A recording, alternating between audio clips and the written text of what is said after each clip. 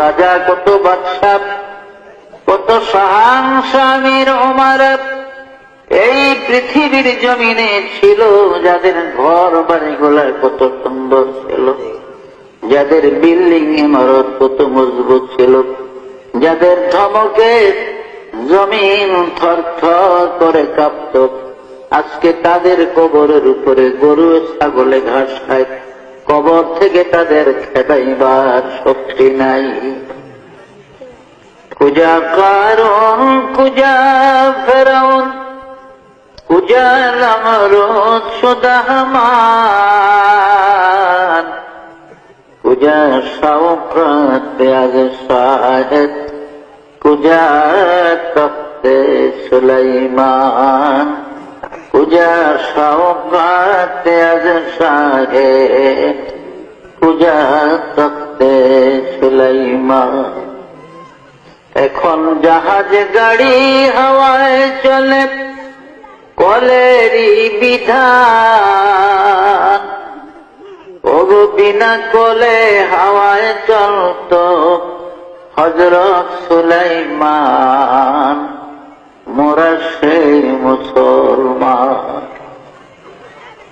এই পৃথিবীর জমিনে চারজন বড় বড় প্রতাপশালী বাদশা ছিলেন, রাজা ছিলেন, যারা সারা দুনিয়া শাসন করেছে, যাদের রাজত্বের সীমানা ছিল মিনাল কাফে ইলাল কাফ, সূর্য উদয় হতে অস্তমিত স্থান পর্যন্ত রাজত্বের বাউন্ডারি ছিল। এমন চারজন বাদশা ছিলেন এই পৃথিবী। এদের মধ্যে দুইজন ছিল কাফের আর দুইজন ছিলেন মুসলমান। কাফের মধ্যে দুইজন ছিল বাদশাহ নমরুদ এবং মুখতানসর, আর মুসলমানের মধ্যে ছিলেন হযরত নবী সাইয়েদনা সুলাইমান আলাইহিস সালাম এবং বাদশাহ জুলকারনাইন। জুলকারনাইন বাদশাকে কোরআনের ভাষায় জুলকারনাইন বলা হয়, কিতাবের মধ্যে তার নাম হলো ইস্কান্দার জুলকারনাইন, তৌরাত কিতাবে তার নাম হলো কোরেশ, ইনজিল কিতাবে তার নাম সাইরাস, আর ইংরেজরা তাকে আলেকজান্ডার বলতো।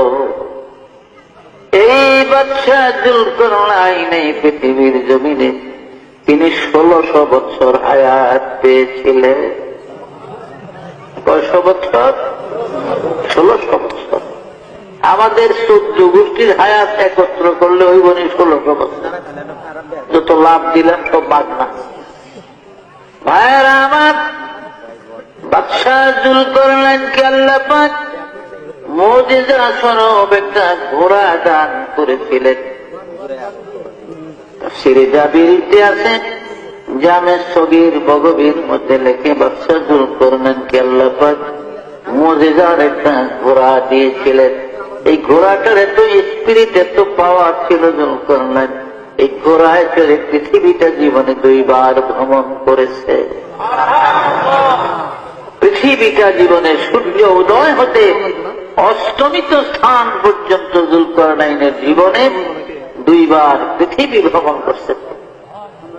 ঘোড়াটার এত স্পিড, এত পাওয়ার ছিল, এত দ্রুত গতিতে চলত জুলকারনাইনের ঘোড়া। যখন তিনি ঘোড়ায় চড়ে পৃথিবী ভ্রমণের জন্য ঘোড়াকে চাবুক মারতেন, আঘাত করতেন, তার ঘোড়াটা এক এক কদমে 12,000 মাইল করে চলত। জেরুজালেম শহর থেকে, অর্থাৎ বাইতুল মুকাদ্দাস থেকে, বাইতুল মুকাদ্দাসের আরবিতে 3টা নাম, বাইতুল মুকাদ্দাস, বাইতুল মাকদাস, বাইতুল কুদস, এই 3 নামে ব্যবহার। আর ইংরেজিতে বলা হয় জেরুজালেম। ইহুদিরা ইব্রানি ভাষায় তারা ওর সেলিম বলে জেরুজালেম। 5টা নাম হল। এই বাইতুল মুকাদ্দাস বা জেরুজালেম শহর থেকে 9 মাইল উত্তর দিকে গেলে একটা মহকুমা শহর, ইংরেজিতে আলেকজান্ডারিয়া সিটি বলা হয়, আরবিতে মদিনাতুল ইস্কান্দারিয়া বলে। এই ইস্কান্দারিয়ার মধ্যে বাদশাহ জুলকারনাইনের কবর আমি গুনাহগার অনেকবার জিয়ারতের তৌফিক আল্লাহ দান করেছিলেন। আমার এক বন্ধু ছিল মাওলানা হাসান নামে, তার বাড়ি ছিল চট্টগ্রাম মহেশখালীতে, দ্বীপের ওই পা। ও 8,000 থেকে দাওরা পাস করে বাগদাদে গেছে আমার 4 বছর আগে। আমি 61 ইংরেজিতে ঢুকছি সিরিয়াতে, তবে বাগদাদে আসছি আমি ঢুকার সময়ও বাগদাদ হয়ে সিরিয়াতে গেছি, কিন্তু 4 মাস একাধারে ছিলাম ইংরেজি 1962 আসে। এই 62 ইংরেজিতে আমার ওই হাসানের সাথে দেখা। আমরা বড় বড় কবর দেখলে সব কইরা নিজেরা একটা আনন্দ উৎসবের মাধ্যমে রুমালের কোনায় ধরে ধরে মাপতাম, দেখতাম কবরটা কত লোক। এতে দেখা গেছে বাদশাহ জুলকারনাইনের কবরটা 48 হাত লম্বা। কত বিরাট কায়া শক্তিশালী মানুষ ছিল। অথচ কাজা এলাহির ডাক যখন আসছে, মৃত্যুর পরোয়ানা যখন এসে গেছে, আর এই দুনিয়ায় থাকতে পারে না, চলে গেছে। তো আমরা কি থাকতাম দুনিয়াতে? আমরাও পারলাম। আমার আল্লাহ পাক বলেন, বিসমিল্লাহির রহমানির রহিম, আইনামা তাকুনু ইউদরিকুমুল মাউত ওয়ালাউ কুনতুম ফি বুরুজিন মুশাইয়াদাত।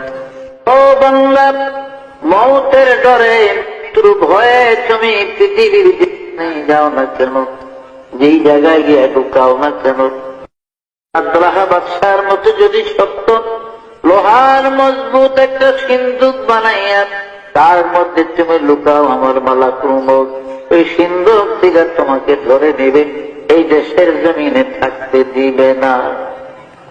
মাল দৌলত ইলম হশমত कुछ नहीं काम आएगा, माल दौलत इल्म हशमत कुछ नहीं काम आएगा, मौत जिस दिन आ जाए गर्दन पकड़ ले जाएगा। দুনিয়ার মাল দৌলত কোনো কাজে লাগবে না। আজরাইল আলাইহিস সালাম যখন আসবে, ঘাট ধরে গর্দান ধরে নিয়ে যাবে, এই দেশের জমিনে